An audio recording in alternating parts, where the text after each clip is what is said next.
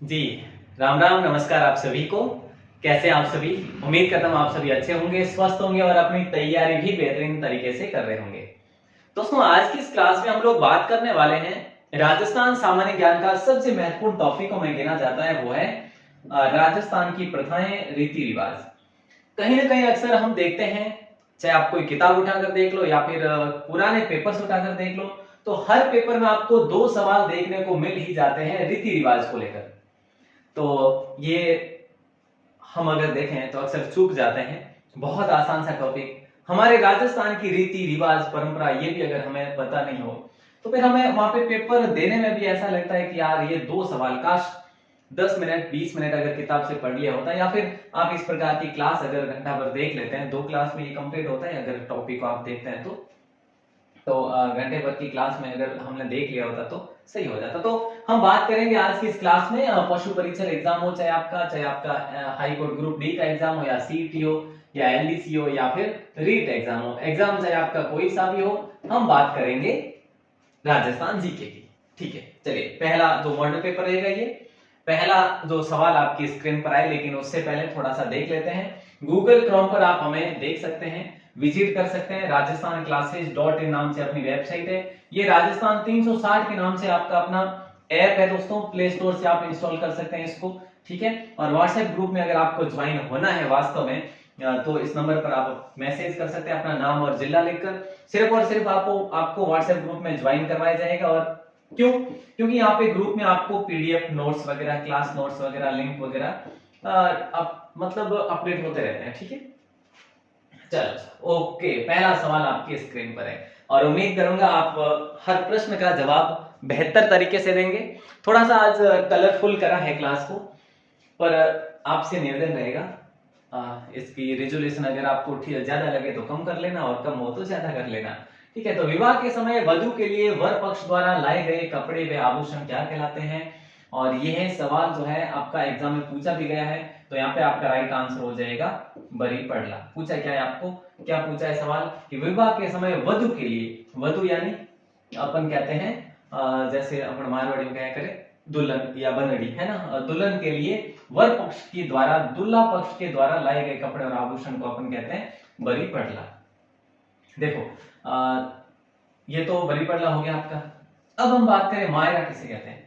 देखो मायरा, जिसे आप मामेरा भी बोल सकते हैं, मोमेरा या फिर मामेरा भी कह सकते हैं। ये मामा पक्ष के द्वारा जो भी भेंट या उपहार दी जाती है, मामेरा पक्ष के द्वारा भेंट उपहार जो लाई जाती है उसे हम मामेरा कहते हैं। ठीक है, इसमें भी आभूषण होते हैं, कपड़े होते हैं भेंट उपहार में। ठीक है, और बेस, बेस कहा जाता है अपने, देखो मारवाड़ी भाषा में बेस या वेश कह लो, बेस लिखा है यहाँ पे, वेश कह लो। वेश कैसे कहा जाता है? आपकी ड्रेस को। ठीक है, कंप्लीट ड्रेस को वेश कहा जाता है। क्लियर है? और कांकन डोरा, ये कांकन डोरा देखो मौली का भी बांध सकते हैं आप, लेकिन ये कांकन डोरा का प्रयोग मुख्यतः जो है आपके ये विवाह से संबंधित, और विवाह में कांकन डोर का प्रयोग किया जाता है। कोई दिक्कत नहीं होनी चाहिए भाई, है ना, लिखते रहो साथ साथ में, अगर याद नहीं हो तो। बाकी इसका कोई सोल्यूशन नहीं है। ठीक है, और यूं तो देखो अगर आप गांव में रहो तो जाने कोई दिक्कत आवनी है इसको नहीं, और सिटी में रहो तो भाई थोड़ी बहुत तो दिक्कत झेलनी पड़ेगा, क्योंकि आप सिटी में रहने वाला, तो गांव में काफी सारी चीजों आप लागे छोड़ ना रहे, तो इन वास्ते सिटी वालों थोड़ी दिक्कत आवेला, बाकी गांव वालों ने मन नहीं लागे कोई दिक्कत आ सके। ठीक है, चलो, राजस्थान की किस रियासत ने सर्वप्रथम कन्यावध पर रोक लगाई थी? तो कन्यावध पर रोक लगाई थी सबसे पहले दोस्तों कोटा।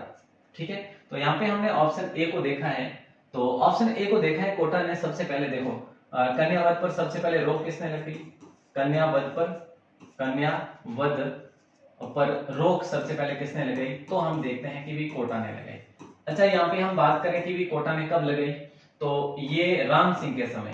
ठीक है, राम सिंह द्वितीय के समय जो है कोटा पर रोक लगाई दोस्तों, ये ध्यान रखना। और क्या है, और यहाँ पे हम बात करें कि कब लगाई, तो 1833 ईस्वी में लगाई। यहाँ पे उस समय पॉलिटिकल एजेंट कौन थे, अगर ऐसा सवाल कर दिया जाए तो वो थे विल्किंसन, पीए, पॉलिटिकल एजेंट विल्किंसन थे। कौन थे? विल्किंसन। तो ये चीज आप याद रखेंगे, क्योंकि एग्जाम में सवाल पूछा जा सकता है। कोई दिक्कत ना हो, बस मैं तो हर बार यही बोलता हूँ कि कोई दिक्कत ना हो आपके एग्जाम के समय, अगर आप यहाँ से क्लियर करके चले जाते हैं तो। मेवाड़ रियासत में डाकण प्रथा पर रोक लगाने के वक्त मेवाड़ के महाराणा कौन थे? देखो सबसे पहले ये याद रखना कि मेवाड़ डाकन प्रथा पर रोक कहाँ लगाई गई, तो लगाई गई थी उदयपुर में, ठीक है। और उस समय जो है हम बात करें, उस समय आपके महाराणा थे महाराणा स्वरूप सिंह जी, ठीक है। तो स्वरूप सिंह को लॉक करेंगे। और इनके साथ साथ में अगर हम बात करें कि यहाँ पे जो है वो कौन थे, क्या देखो महाराणा की बात करें तो स्वरूप सिंह थे ही थे, लेकिन जब आपको सन पूछा जाए तो 1853। देखो कन्या है ना, सॉरी डाकन प्रथा, डाकन प्रथा है ना ये, हाँ डाकन प्रथा, ठीक है। तो डाकन प्रथा, डाकन प्रथा की बात करें तो हमने बात कर ली कि भाई जब मेवाड़ में हुई थी उस समय महाराणा स्वरूप सिंह यहाँ के शासक थे, और 1853 में जो है ये डाकन प्रथा उदयपुर में रोक लगाई थी इस प्रथा पर, ठीक है साहब, ओके। तो ये चीज आपने नोट करिए। नेक्स्ट है, सांसी जनजाति में शादी होने पर युवती को अपनी चारित्रिक पवित्रता की परीक्षा देने की रस्म क्या कहलाती है? हालांकि आजकल नहीं होता होगा, पहले की बात है, सांसी जनजाति में ऐसा होता था कि शादी होने से पहले युवती को किसी एक रस्म से गुजरना पड़ता था, और उस रस्म का नाम था कुकड़ी की रस्म, और उसको मतलब पवित्रता की शपथ लेनी होती थी, यूं समझ लीजिएगा, अपने चरित्र के पवित्र होने की परीक्षा देनी होती थी, इम्तिहान देना होता था, तो उसे कुकड़ी की रस्म कहा जाता है। हालांकि ये सवाल एग्जाम में पूछा गया है, मैंने मन से नहीं बनाया है, ऐसा पूछा गया कि कुकड़ी की रस्म कैसी ही रस्म है, इस प्रकार के सवाल बना हुआ है, आप कोई भी किताब से देख सकते हैं, PYQ बेस्ड वाली से, ठीक है, ओके। नेक्स्ट सवाल है कि मारवाड़ में किसी खास मौके पर, मारवाड़ में किसी खास मौके पर अफीम गलाने वे एक दूसरे की रस्म क्या कहलाती? देखो मारवाड़ में, चाहे मारवाड़ हो या मारवाड़ के आसपास का क्षेत्र हो, बात क्या है कि किसी खास मौके पर अफीम गलाने, अफीम यानी कि आप उसे मारवाड़ी भाषा में अम्ल भी बोल सकते हैं, अमल है ना, अमल, तो एक दूसरे को देने की रस्म, और कटी कटी तो ठीक एक दूसरे ने देने की रस्म है या फिर प्रथा है, रिवाज है, लेकिन कटी कटी कटोरा बंद भी पीना पड़े, तो वह एक लत है जो समाज में, हर समाज में भी दिक्कत है, आप सब जाने जो, ठीक है। तो उन्हें बोलिए करे रियान। देखो हम कहते नहीं है कि भाई शादी है तो रेवण कब है, रियान कब है, भाई जागरण है, ठीक है, जागरण की रेवण कब है, रियान कब है, तो कोई भी किसी भी प्रकार का आपका कार्यक्रम है, तो मारवाड़ में कोई भी कार्यक्रम हो उसमें रेवण तो होती ही होती है, अगर अपने रिश्तेदारों का कार्यक्रम हो, घर में कोई भी छोटा मोटा कार्यक्रम हो, इसको आप रेवण भी बोल सकते हैं, इसको आप सभा भी बोल सकते हैं, ठीक है, ठीक है ना, ठीक है, ओके, याद रखेंगे, ये बहुत आसान सा सवाल है, इसमें कोई सी दिक्कत भी नहीं है। चलो साहब, मारवाड़ में विवाह मृत्यु के अवसर पर सामाजिक कार्यक्रमों में रेवण की जाती है, ये हो गया आपका, इसमें कोई संदेह नहीं। राजस्थान में त्याग प्रथा पर सर्वप्रथम रोक लगाने वाली रियासत कौन सी? त्याग प्रथा पर, देखिए दोस्तों, हमने अभी तक बात किस पर करी, एक डाकन प्रथा पर करी और एक कन्यावध पर करी, ये सारे सवाल एग्जाम में पूछे गए हैं, मैंने मन से नहीं बनाए, ठीक है। राजस्थान में त्याग प्रथा पर सर्वप्रथम रोक लगाने वाली जो रियासत है त्याग प्रथा पर, तो जोधपुर होगा मेरे भाई, ठीक है। और ये बात है मान सिंह के समय की, किसके समय की है? मान सिंह के समय की बात है, ठीक है, त्याग प्रथा, तो क्लियर है, याद रखना इसको, महाराजा मान सिंह के समय 1841 में लगाई गई थी ये जोधपुर, महाराजा मान सिंह के समय, लिखने की आवश्यकता नहीं है भाई, आप इसको नोट डाउन कर सकते हैं, कोई दिक्कत नहीं सर, ठीक है। मेवाड़ रियासत में मेवाड़ के महाराणा के प्रति स्थायी भक्ति की शपथ लेना क्या कहलाती थी? देखिए मेवाड़ रियासत में मेवाड़ के महाराणा के प्रति स्थायी भक्ति की शपथ लेना क्या कहलाता था? तो आण प्रथा कहलाता था। हालांकि इसको आप आन के साथ में आण भी बोल सकते हैं, आण प्रथा, ठीक है, ये भी सवाल पूछा जा सकता है। और आपको बताया कि रीति रिवाज को लेकर रीट एग्जाम में 5 से 7 प्रश्न पूछे गए थे, अभी जो रीट का एग्जाम हुआ था जो सेकंड लेवल का, तो कहीं ना कहीं जो है हम कह सकते हैं कि ये प्रश्न इस प्रकार के हमारे लिए बहुत महत्वपूर्ण है, ठीक है। तो मेवाड़ राजा के सामने स्थायी भक्ति की शपथ लेना जो है आण प्रथा, और आण प्रथा आज भी हम कह सकते हैं ना, हम अपने मारवाड़ क्षेत्र में भी कहते हैं ना कि सही बता 19 सौगंध 19 कसम 19 आण, है ना, ये कहते हैं ना, सौगंध आण कसम, ये सारे पर्याय हैं एक शब्द के, ठीक है, तो ये आप समझ गए होंगे। नेक्स्ट जो सवाल है वो है राजस्थान में विवाह के अवसर पर नववधु के साथ जाने वाली लड़की या स्त्री क्या कहलाती थी? ठीक है, आजकल तो वैसे इतना होता नहीं है, और अगर होता भी है तो यूं बता दो कि जो विवाह के अवसर पर नववधु के साथ में, या फिर यूं कह लो नववधु में अभी तक आप नहीं समझ रहे हैं, समझ जाएंगे जल्दी। ठीक है, तो नववधु दुल्हन, ठीक है, दुल्हन के साथ में अगर कोई स्त्री या लड़की जाती है दुल्हन के साथ में दुल्हन के ससुराल, तो उन्हें कहा जाता है ओलंदी। दोस्तों क्या ओलंदी कहा जाता है? ऑप्शन बी आप सभी का सही आंसर होगा। बहुत बढ़िया। नेक्स्ट सवाल की बात करते हैं। नेक्स्ट सवाल जो है आपका पूछा जा रहा है कि शिशु जन्म के अवसर पर वह रस्म जिसमें पूजा के लिए गांव के कुएं या जल स्रोत पर एक शोभा यात्रा के साथ जस्सा को ले जाया जाता है। देखो प्रश्न को थोड़ा सा समझने की कोशिश करो।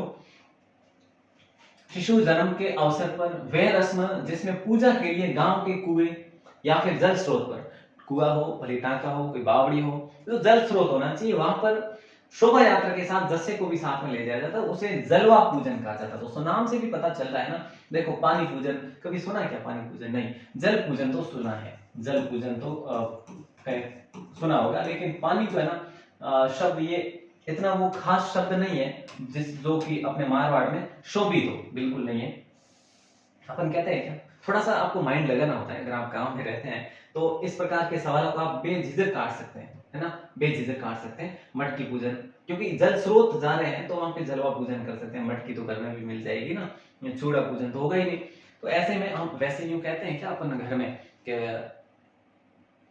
मारवाड़ में देखो ये तो अपशकुन माना जाता है कि पानी दो, कहते हैं क्या? नहीं, पानी की अगर अपन मांग ही रहे ना तो फिर क्या क्या कहते हैं? पानी का लोटा दो, या पानी की गिलास दो, पानी की बोतल दो, ऐसे नहीं कहते ना कि पानी दो, नहीं।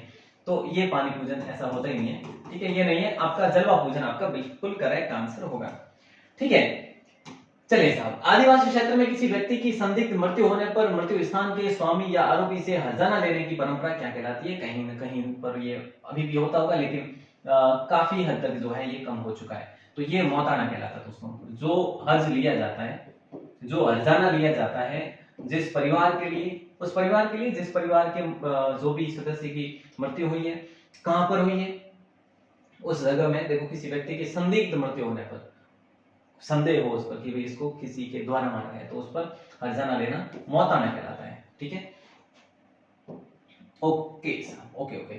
सागरी प्रथा से तात्पर्य, ये सवाल एग्जाम में कई बार पूछा गया है, अभी 2022 में भी पूछा गया था, 22 में, हाँ। बंधुआ मजदूर प्रथा, मृत्यु के 12वें दिन का भोज या विवाह पश्चात बारात को भेंट देना, या फिर मृत्यु के 30 दिन की देखो शव सभा, इसको कहा जाता है तिया, ठीक है। पता है सभी को कि मृत्यु के 30 दिन की शव सभा को तिया कहा जाता है। मृत्यु के 12वें दिन का भोज, इसको आप मृत्यु भोज भी कह सकते हैं और लोकाई भी कह सकते हैं, हालांकि, ठीक है, ये आदिवासियों में लोकाई कहते हैं इसको। सागरी प्रथा का संबंध है ऑप्शन ए से आपका बंधुआ मजदूर। देखिए दोस्तों यहाँ पे बंधुआ मजदूरों की बात करें, दो आते हैं, ठीक है, यहाँ पे मैंने ये लिख दिया, कोई बात नहीं। एक तो हाड़ी होता है, हाड़ी जो कि खेतों में काम करता है, खेतों में काम करता है, खेतों में काम करता है, खेतों में काम करने वाले बंधुआ मजदूर कह लीजिए आप, बंधुआ मजदूर, ठीक है। तो ये आप याद रखेंगे। और एक चीज जो है आपकी, एक चीज आपकी ये है कि जो घर में काम करते हैं ना उसे चाकर कहा जाता है, कहते हैं ना नौकर चाकर। तो चाकर प्रथा, ये चाकर प्रथा जो है ना, ये घर में काम करने वालों को चाकर प्रथा कहा जाता है। चाकर घर में काम करने वाले बंधुआ मजदूर, घर में काम करने वाले बंधुआ मजदूर। तो ये भी आप याद रखेंगे। सवाल बड़ा ही लाजवाब था, इंटरेस्टिंग था। और नेक्स्ट सवाल की तरफ रुक करते हैं। लेकिन इनमें से कौन सी प्रथा मृत्यु से संबंधित नहीं है? ये सवाल बहुत महत्वपूर्ण है, क्योंकि यहां से आपको निकालना है ना, प्रश्न को सही से जो है पढ़ना है। उसके बाद देखो भदर होना, भदर होना मतलब कि पता है सभी को, बाल कटवाना, बाल कटवाना मतलब पूरा का पूरा, है ना, भदर होना। या फिर यूं कह लो कि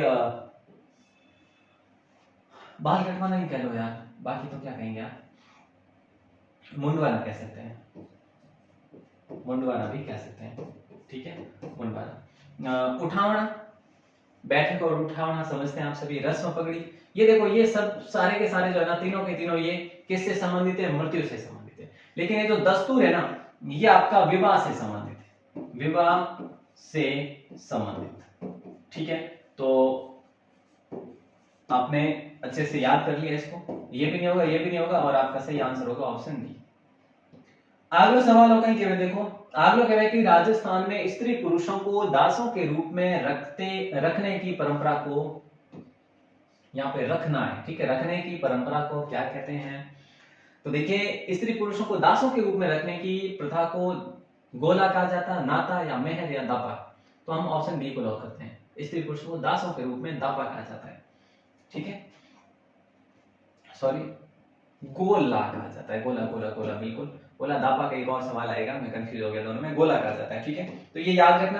अगला सवाल है, विवाह के दूसरे दिन वर पक्ष द्वारा, विवाह के दूसरे दिन वर पक्ष द्वारा, देखो थोड़ा ये डबल टाइप हो गया होगा शायद, कि विवाह के दूसरे दिन वर पक्ष द्वारा नव दंपति के लिए आशीर्वाद समारोह और प्रतिभोज क्या कहलाता है? सीख, बंदोली, बड़ार या सामेला? देखो साहब, अगर बात करें विवाह में, शुरुआत से ही अगर बात करें तो बहुत विवाह जितना टाइम लग जाएगा बताने में, लेकिन फिर भी अगर आप देखें तो ये नव दंपति के लिए आशीर्वाद समारोह जो रखा जाता है, जो प्रतिभोज रखा जाता है, उसे बड़ार कहा जाता है। ऑप्शन सी आपका सही आंसर होगा। लेकिन सीख किसे कहा जाता है? जैसे हम अपनी भाषा में हीक कहते हैं ना, हीक, तो दुल्हन को या फिर वधु को या यूं कह लो, उनकी तो कन्या होगी है ना, पिता की तो कन्या को विदाई देना, उसे कहा जाता है, कन्या को विदाई देना ही सीख कहा जाता है। तो देखिए दोस्तों, ये बहुत अच्छा सवाल है और कई बार हम लोग जो है गफलतबाजी में गलत कराते हैं। तो बिंदोली जो है, ये बिंदोली आपकी विवाह के एक दिन पहले जो है, हम बात करें नाचने का प्रोग्राम रखते हैं, नाचने का प्रोग्राम विवाह से एक दिन पहले, या कोई देखो यूं तो अब गांव में भी घूम सकते हैं घोड़ी के साथ में, कोई घूमते ही नहीं है, तो इस प्रकार का ये बिंदुल प्रोग्राम है। बड़ार हमने समझ लिया। और सामेला क्या होता है? सामेला जब बारात आती है और बारात का स्वागत करने के लिए, देखो वर और वधु दोनों पक्ष के जो व्यक्ति लोग होते हैं, जो दोनों पक्ष के रिश्तेदार होते हैं, दोनों पक्ष के बैठते हैं और इसी सामेला में हम कह सकते हैं कि ये आपके अभिनंदन के लिए, स्वागत के लिए सामेला करवाया जाता है। और यूं भी कह सकते हैं कि सामेला में वो बरी पड़ला वगैरह वो भी सामेला में दिए जाते हैं। अगला सवाल है, कौन सी रस्म विवाह से संबंधित नहीं है? देखो, अगर थोड़ा सा समय लगे ना तो कुछ ग्लानि मत रखना, क्योंकि ये ऐसे सवाल है जो आपको थोड़ा समझाने में भी समय लग रहा है और ये आप फिर गलत तो नहीं करेंगे, ये तो यहाँ से लिख लेते हैं। तो कौन सी रस्म विवाह से संबंधित नहीं है? देखो, कांकन डोरा अभी अभी बात करी विवाह से संबंधित है, पैरावनी भी विवाह से संबंधित है, ठीक है, वरी पड़ला अभी हमने बात करी विवाह से संबंधित, लेकिन ये मौकांड जो है ना, ये आपका मौकांड सही होगा। ये किससे संबंधित है? ये मृत्यु से संबंधित है, मृत्यु से संबंधित शब्द है। अगर देखो किसी के रिश्तेदारी में या फिर किसी कहीं पर भी अगर किसी का निधन हो जाता है और उनके घर कोई रिश्तेदार बैठने आते हैं, ठीक है, उसे मौकांड कहा जाता है। रिश्तेदारों का आकर बैठकर सांत्वना देना, इस प्रकार का जो है इसमें है, ठीक है। राजस्थान में अंतिम सती होने की घटना किस जिले की है या किस स्थान की है, या फिर किस जिले की, बताइए। ये सवाल एग्जाम में पूछा गया है मेरे दोस्त, इसीलिए यहाँ पे आ रहा है। क्यों? देखो, सीकर, हालांकि अब वो सीकर में नहीं, ये घटना तो सीकर की है, लेकिन अब कहां की है? अब ये नीम का थाना की है, नीम का थाना की घटना है। अब मैं आपसे बात करूं कि नीम का थाना में गांव कौन सा है? ये देवराला गांव है भैया, देवराला गांव है। अगर आपसे बात करूं कि वो कौन थी जिसने जो सती हुई थी, रूप कंवर सती, ठीक है, रूप कंवर सती, तो ये आप याद रखना, नीम का थाना में अब देवराला गांव, और यहाँ पे सती होने वाली जो स्त्री थी वो थी रूप कंवर सती। कोई दिक्कत नहीं सर, ठीक है, सती नीम का थाना, ठीक है। आदिवासी में किस प्रथा के तहत पत्नी अपने पति को छोड़कर किसी अन्य पुरुष के साथ जा सकती है? तो यहाँ पे जा सकती है, ये लिख सकते हैं आप, ठीक है, या जा सकती थी। आजकल ऐसा नहीं होता होगा, ठीक है, ये आजकल ऐसा नहीं है, लेकिन पहले हुआ करता था, पहले जमाने में। तो इसे कहा जाता था आपके नाता, ठीक है, ओके। अगला सवाल देखते हैं, राजस्थान में बाल विवाह पर सर्वप्रथम रोक लगाने का कार्य किस रियासत ने किया, या फिर रोक लगाने वाली रियासत कौन सी है? तो देखो, ये भी सवाल आपके एग्जाम में पूछा गया है। तो बाल विवाह पर सर्वप्रथम रोक लगाई तो वो लगाई थी जयपुर। क्या सही बात? क्या मैंने सही बात करी? नहीं सर, ये करी थी जोधपुर में। एक सेकंड, ये करी थी आपके जोधपुर में। और बाल विवाह वैसे आप सभी को पता है कि बाल विवाह उस समय यहाँ पे कौन थे, प्रधानमंत्री थे सर प्रताप सिंह कह लो या सर प्रताप थे। और ये बात है 1885 की, है ना, बिल्कुल 1885 की बात है। और प्रधानमंत्री सर प्रताप यहाँ के प्रधानमंत्री थे उस समय, यहाँ पे जोधपुर में रोक लगाई थी। हालांकि शारदा एक्ट वगैरह वो भी हम बात करेंगे। सर्वप्रथम राजस्थान की किस रियासत ने सती प्रथा को गैर कानूनी घोषित किया था? अब बता दो, ये बहुत महत्वपूर्ण सवाल है। देखो, सती प्रथा को सबसे पहले गैर कानूनी घोषित किसने किया था? तो हम बात करेंगे बूंदी की भैया, ऑप्शन सी आपका लॉक हो जाएगा। दाकन प्रथा मुख्य रूप से राजस्थान की किस जनजाति में पाई जाती थी? और हालांकि ये उदयपुर में जो है हमने बात करी अभी, कौन थे उस समय? स्वरूप सिंह थे, है ना। तो डाकन प्रथा मुख्य रूप से भील जनजाति से संबंधित थी, है ना, ये थी, है ना, बिल्कुल ये प्रथाएं पहले थी लेकिन अब नहीं, बिल्कुल नहीं है, ये तो 100% नहीं है ये प्रथा, लेकिन सवाल कई बार एग्जाम में पूछा गया है। ठीक है, तो अगला सवाल है, राजस्थान में सती प्रथा का सर्वाधिक प्रचलन किस जाति में रहा है? सती प्रथा का सबसे अधिक प्रचलन राजपूत जाति में रहा। अभी हमने बताया कि अंतिम सती जो है ना, अंतिम सती रूप कंवर हुई, जो कि कहां से? रूप कंवर, जो कि आपके देवराला गांव से। और देवराला गांव कहां पे पड़ता है? ये आपके नीम का थाना में पड़ता है। तो ये अभी हमने बात कर ली है। ठीक है साहब, ओके। अगला सवाल देखते हैं, और पूछा जा रहा है कि राजस्थान में डायन प्रथा, ये डायन प्रथा निवारण अधिनियम जो है किस वर्ष में लागू हुआ था? देखो साहब, इसका अधिनियम तो 2015 में बन गया था, लेकिन इसको लागू कब किया? तो ये याद रखना, 2016 में इसको लागू किया गया। इसकी महत्वपूर्ण जो डेट है वो भी आप देख सकते हैं, 26 जनवरी 2016 को इसको लागू किया गया। ठीक है, तो ये बहुत बहुत महत्वपूर्ण सवाल है। डायन प्रथा पर जो अधिनियम बनाया गया, जो निवारण अधिनियम है, वो 26 जनवरी 2016 को घोषित कर दिया था। ठीक है साहब, ओके। रियासती काल में शासक या जागीरदार अपनी लड़की की शादी में दहेज के साथ कुछ कुंवारी कन्याएं भी देते थे, है ना, जो कहलाती थी। इस प्रकार से सवाल जो आपसे पूछा जा रहा है, तो ये इंपॉर्टेंट सवाल है। और हमारे हम बात करें रियासती काल में शासक या जागीरदार अपनी लड़की की शादी में दहेज के साथ कुछ कुंवारी जो देते थे, औलंदी हमने पढ़ लिया, ये डावरिया होगा, है ना, डावरिया। ऑप्शन सी आपका लॉक हो जाएगा। बिल्कुल, औलंदी हमने पढ़ लिया, जो साथ में जाया करती है, यूं ही, है ना, नववधू के, उसे कहा जाता है औलंदी। किसी स्त्री के दूसरे पति द्वारा महिला के पूर्व पति को दी जाने वाली राशि क्या कहलाती थी? है ना, ये थी, है ना, ये पहले प्रथा हुआ करती थी, तो ये झगड़ा राशि। ठीक है, ऑप्शन डी आपका लॉक हो जाएगा। देखो, मैं झगड़ा राशि इसमें, हालांकि इसकी पीडीएफ आपको मिल जाएगी। पीडीएफ कहां मिलेगी मैं आपको बता दूंगा। जैन संप्रदाय में स्वेच्छा से अन्न जल त्याग कर मोक्ष प्राप्त करने के लिए देह त्याग करने की प्रथा क्या कहलाती? देखिए, इसमें क्या करा जाता है, इस प्रथा में अन्न भी त्याग देते हैं, जल भी त्याग देते हैं। ठीक है, मतलब कि अगर अन्न जल आप नहीं लेंगे तो स्वाभाविक सी बात है आपके प्राण निकल नहीं होंगे, या फिर इसमें भी देखो कड़ी जो है हमें त्याग की जरूरत रहती है, इसमें भी हमारे लिए एक चमत्कार जैसी बात रहती है।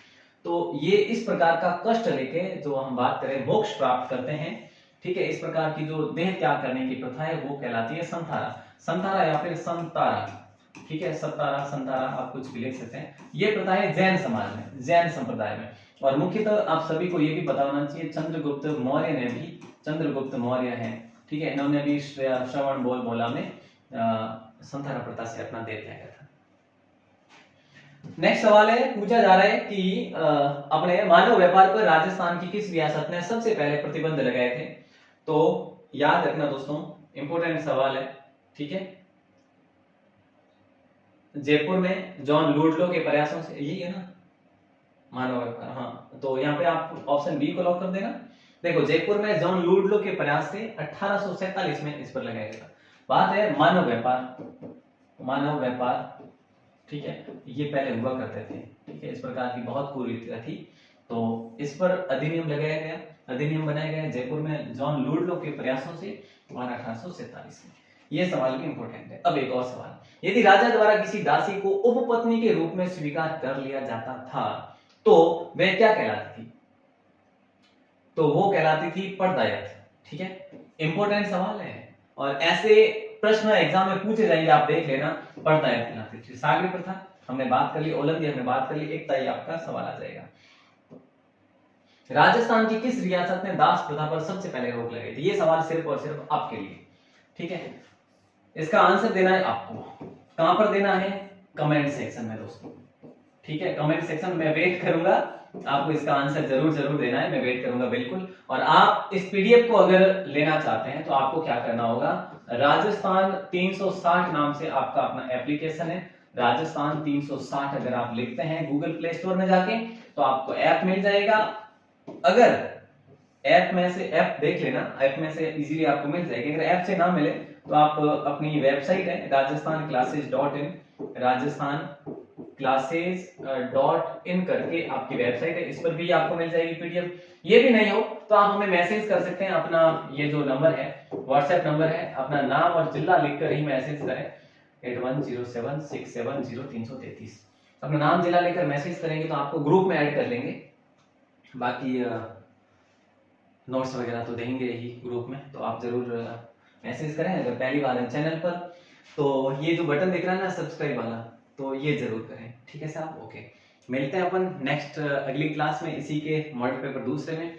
क्लास कैसी लगी कमेंट जरूर किया करें, बिन कमेंट के मुझे ऐसा लगता है कि सब कुछ सुना सुना सा। वैसे अभी शांति काल चल रहा है, मुझे पता है कि अभी सब आप लोग चुनाव में लगे हुए हैं, किसी ने सह संयोजक की भूमिका निभा रखी है, तो किसी ने मीडिया प्रभारी की निभा रखी है, तो कोई बूथ प्रभारी बने हुए, तो बहुत सारे आपके पास काम है। लेकिन याद रखना ये चुनाव हो जाएंगे और अपनी स्टडी जो है पीछे रह जाएगी। प्रिपरेशन बढ़िया करो, लाइब्रेरी को छोड़ो मत। ऑल द बेस्ट, जय हिंद।